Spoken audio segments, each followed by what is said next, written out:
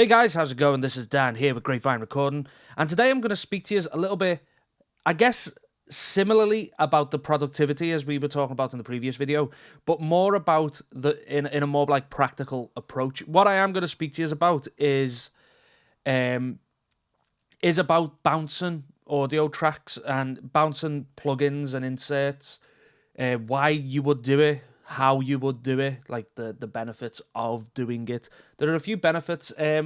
Sadly, I'm not going to be able to show you the video today. This is why behind the sound, inside the sound. I can't remember what the video was called, but we decided to take it down just because obviously the video that we were showing was from a film that hadn't been released yet, and even though it was very small segments of it, we just decided to play it on the safe side. So once all that's cleared, then videos will be coming back. So keep it here for that.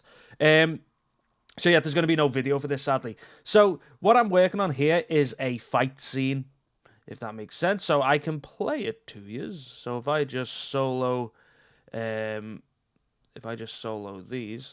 and we can have a listen. Hope we won't.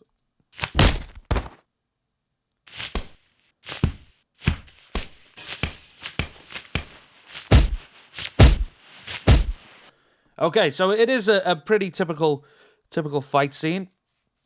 However, if you remember in the previous video, we were talking about screen sets, right? And what I just wanted to show you is that currently I am using the Razer Naga 2014 mouse, and it is a wonderful mouse. It really is. The reason why I got it is because of these number pads on the side. And what you can do with this is you can set up a load of macros or a load of, quick use buttons that you can set to each of these 12 buttons. So you've got quick control at your thumb. I was going to say your fingertips, but it's not. It's your thumb. And what I've done, as you can see here on 4, 5, and 6, I've actually got it set up to display, to switch my screen set. So if I push one of them, it'll change that. Please ignore the video. Push that. That will open up my AudioSuite plugins, and then this one will just quickly, show my, show my full arrange window. But the reason why I set this up, and the whole reason why I wanted this, is I wanted quick access to some of my AudioSuite plugins that I use all the time, and the HEQ is absolutely one of them that I use. So why use AudioSuite plugins? I think that's a very valid question, and I will explain why. As you can see, the way our setup is, there isn't a single track for one individual sound.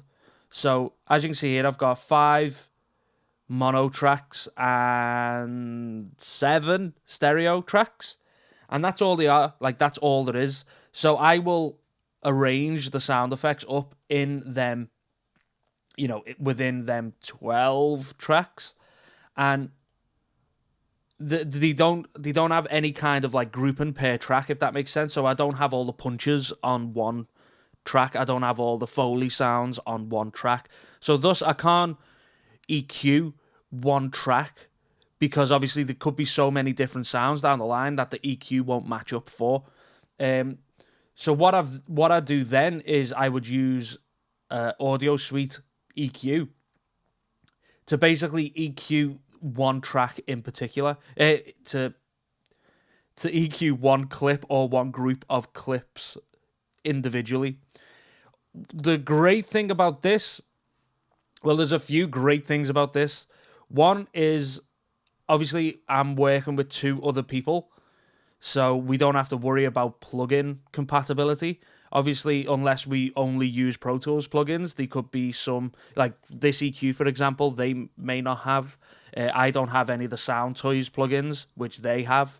So there's always going to be an incompatibility in some way, shape, or form.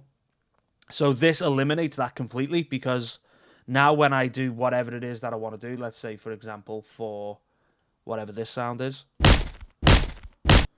if I wanted to remove all the low end and thought, yeah, that's great, and then render that file, now that file is in there. It's got its EQ. I'm going to undo that. It's got its EQ settings, and it is good to be transferred. They don't have to worry about doing anything at a later date. Also, the good thing about this is that it removes all of the CPU load, because once you've processed this, it is, again, it's just reading a different audio file. It's that this is a processed audio file. You don't have to have many plugins on one track, which will obviously clog up your processor and make things run a lot slower. And of course, you know, in these sessions tend to be quite large. There's a lot of video files. There's loads of different codecs which your computer has to read. So any way in which you can make your computer run smoother is obviously a good thing. And finally, it makes you make decisions. And I think that's been the biggest step for me in working on these projects, is that it's made me learn that you just trust your gut. You know, I know, again, I can't show the video, but because you're working to picture, you get it to a point and you set your EQ up in a way where it looks right. So, for example, again, that sound, it might look right if you have, you know, this kind of EQ, like whatever it may be. You know, you could boost that, you could cut that, and you don't necessarily care what the curve of the EQ looks like, as long as when you preview that and you, while watching that video, and you go, you know what, that looks great, it sounds right. You render that, and then you've made that decision. Of course, you've still got the original audio file, so if you ever want to go back to it, you can do. But it just makes you start trusting your gut, start being a lot more critical, and being able to commit to them critical decisions, which I honestly believe is what makes professionals stand out. You know, if you wanted to go and work with some of the best like sound designers in the world on different films, they have their own palette of sounds that they know how to achieve, and their own, you know, like overall tone that they know how to achieve. And I think a big part of that learning step is to actually, you know, work within these confines and go, well, you know what, I know that once this sound is right, I'm going to print it and we're good to go, and we focus on something else. Because I've found that if you have a load of inserts on channels, you will always go back and tweak, which just makes, you know, takes so long to do. Yes, straight away you might not get it spot on. You might have to revise the AudioSuite a few times to get it right. But I'm sure that the more and more you go down the line and the longer you do it, that, you know, you'll start making less and less errors. I don't want to say errors, you know, you just have to, less and less revisions. You'll have to go back and change it less. And before long, you'll be happy and you'll trust yourself and know that if you want it to look a certain way or sound a certain way, you know how to do it. But that's all I wanted to talk about. It was just really quick. I just wanted to show some of, like, an idea that I've been, like, mulling over in my head over the past week or so. Yeah, so screen sets are the king. Like, what are they called? I've completely forgot what they're called. Windows configurations are absolutely key to my workflow at the moment. That, tied with the new mouse, has just made it so much easier to quickly navigate and open windows and stuff like that. I guess my workflow has been dramatically improved because it's just so much quicker now and smoother. And obviously, like, AudioSuites are just the way to go. They are the way to go. Trust yourself. Make it easier for yourself when you're transferring files, so you don't get countless emails from people saying that they don't have, you know, plug-in X, Y, or Z, so you're going to have to do it anyway. But that's it.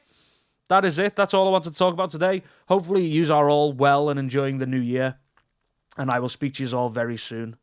Goodbye.